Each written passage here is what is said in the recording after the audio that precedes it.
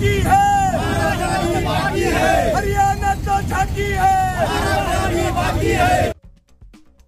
हरियाणात भाजपला विधानसभेच्या निवडणुकीत आलेल्या घवघवीत यशानंतर मंगळवारी सायंकाळी 7 वाजेच्या सुमारास वैजापुरात भारतीय जनता पार्टीच्या वतीने विजयाचा जल्लोष शहरातील डॉ. बाबासाहेब आंबेडकर स्मारकासमोर फटाके फोडत करण्यात आला। यावेळी हरियाणा तो सिर्फ झाकी है, महाराष्ट्र अभी बाकी है अशा जोरदार घोषणाही भाजप पदाधिकाऱ्यांनी दिल्या।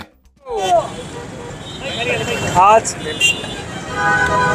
सर्व देशामध्ये काँग्रेसने जे तुष्टीकरणाचं जे राजकारण सुरू केलेलं होतं, त्या तुष्टीकरणाच्या राजकारणाला भारतीय जनतेने एक खूप चांगल्या प्रकारे प्रत्युत्तर दिलं आहे। हरियाणा असेल, जम्मू काश्मीर असेल, या ठिकाणी काँग्रेसचं जे जातीवादीचं राजकारण आहे हे राजकारण करून तिथल्या सुजाण्य जनतेने हरियाणाचा आणि जम्मू काश्मीरचा विकास व्हावा आणि विकास करण्याची क्षमता फक्त भारतीय जनता पार्टीमध्ये आहे। या निमित्ताने सर्व हरियाणाची जनता आणि जम्मू काश्मीरची जनता यांना सर्वांना शुभेच्छा। आज हरियाणा व जम्मू काश्मीरच्या निवडणुकीमध्ये भारतीय जनता पार्टीला जे घवघवीत यश मिळालं ते या देशाचे नेते गोरगरिबांचे कैवारी सन्माननीय नरेंद्रभाईजी मोदी यांच्या प्रयत्नाला यश या देशामध्ये मिळत आहे। सर्वसामान्य लोकांना घेऊन चालणारा, सर्वसामान्य लोकांना समजून घेणारा नेता जो असेल, आज मोदीशिवाय या देशात दुसरं कोणी नाही आहे।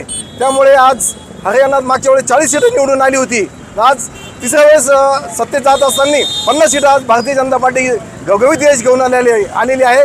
त्यामुळे आज हा जल्लोष आम्ही भारतीय जनता पार्टीच्या माध्यमातून करत आहोत।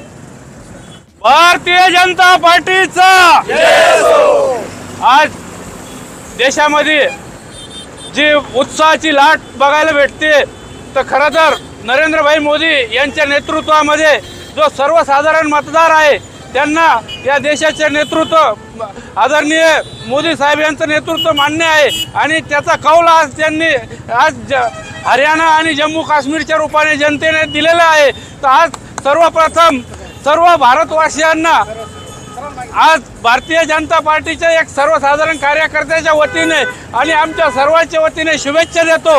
व आज